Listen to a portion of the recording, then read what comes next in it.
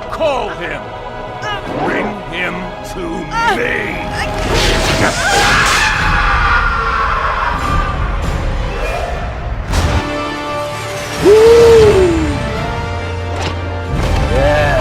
I'ma beat your ass.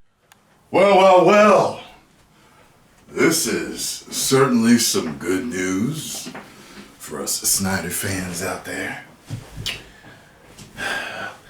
My boy K-Dog sent me this link today. The title says the Snyder Cut is reportedly impressive. Warner Brothers took Zack off of Justice League and used his daughter's death as a PR move and more. Let's see what this article says. It's on CinemaCure. And it says, I've said this before and I will say it again, there is more to the behind-the-scenes mess of Justice League than what was written in the rap piece and other articles. I've been hunting for the truth since January, and now that Justice League is out in digital, it's time to reveal the new stuff I found. You may want to read the rap piece first, and here is some other things we know so far. One thing written below is wrong. Can you find it out? Zack was heavily working on Justice League ever since Batman v Superman was released, so Warner Brothers wanted to but didn't boot Snyder. According to my friend Fiona, owner of the Snyder Cut website, a staff from Warner Brothers told her that WB put a great deal of pressure on Zack after the release of Batman v Superman, and right then on January 2017, Zack posted this on Vero. What is that picture? Never compromised, not even in the face of Armageddon. Okay. When Zack showed his cut to the executives, they hated it. The executives and Jeff Johns thought that the first cut was awful. Jeff Johns and WB hired Whedon, not Zack, when Zack had to leave the production because of his personal tragedy. Warner Brothers and Whedon literally turned the movie into a complete comedy chipmunk film with reshoots. The cast was against Whedon's changes, but at the test screenings in September, at least the audience responded to his humor and quips, so they were kept. Did you find the wrong sentence? Well, here it is. When Zack had to leave the production because of his personal tragedy. That is what's wrong. Do you want to hear the heartbreaking truth? Josh L. Dickey, who wrote for Variety, The Rap, Mashable, etc., revealed the truth when he decided to leave entertainment journalism. Since I'm shifting into DGAF mode, here's a hot one for you.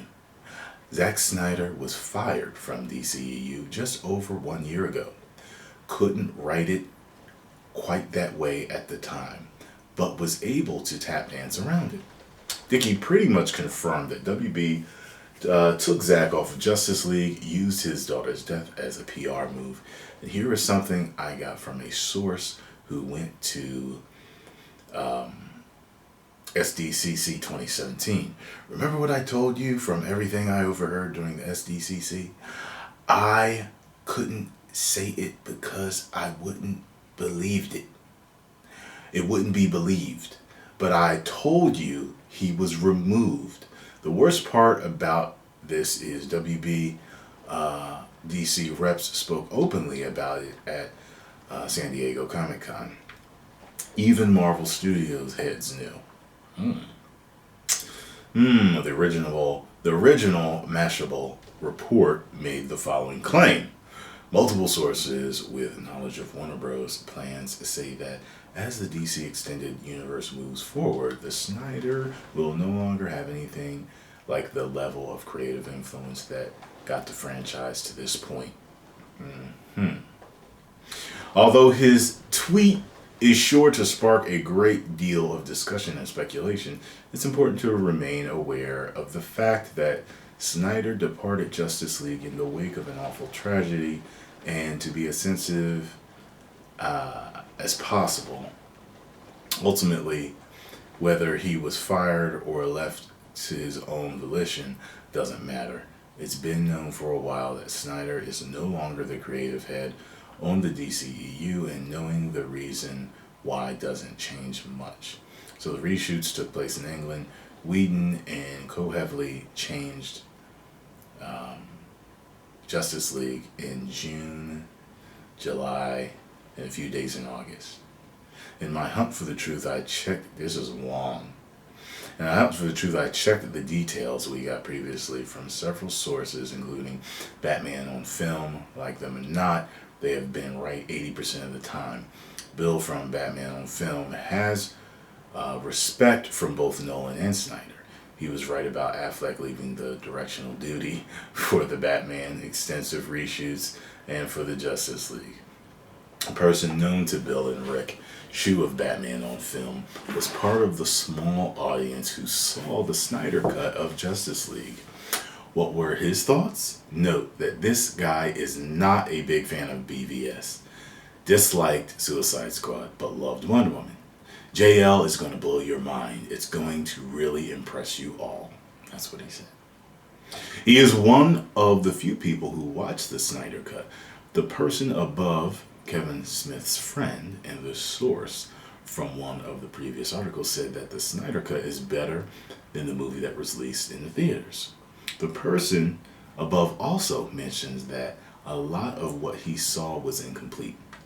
According to the source, when asked on Justice League, a lot of the cut, probably a half hour at least from what was filmed during principal photography, when you add the stuff that was reshot under Joss Whedon, I think it's fair to say the final product is probably more of a tad different than what was originally planned. And more Justice League has been in a total state of change from the moment that Batman v Superman hit the theaters last year due to the critical and audience reaction. This is why there was a studio-mandated course correction in DC Films under Jeff Johns and John Berg was created. I'm here to remind you that Justice League will be released in digital and in Blu-ray. Here's a suggestion. Don't buy it. Catch me on Twitter, blah, blah, blah. Okay. Well, I may get it just to see what the damn, I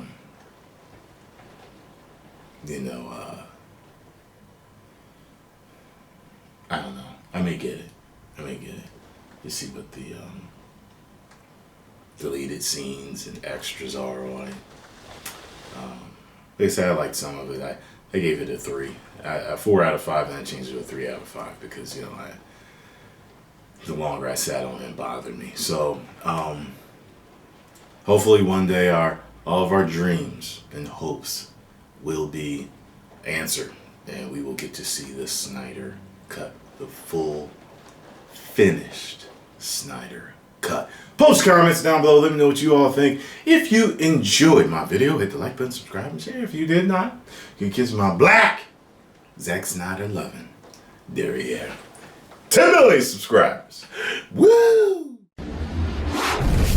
You may now subscribe.